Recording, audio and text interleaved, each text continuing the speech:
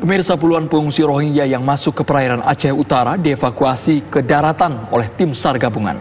Warga Rohingya tersebut tiba dengan menggunakan kapal nelayan lokal setelah diselamatkan dari kapal mereka yang hampir karam.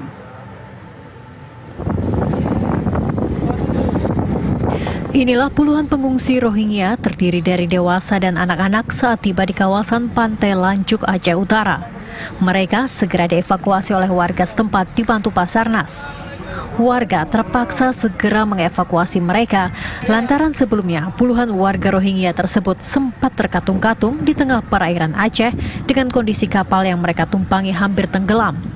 Hingga akhirnya diselamatkan oleh nelayan lokal.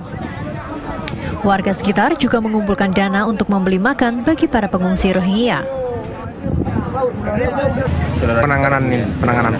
Kemauan dari masyarakat memang karena rasa kemanusiaan, masyarakat maunya turun ke atas, ke darat, karena nggak bisa melihat lagi saudaranya mungkin yang satu seakidah.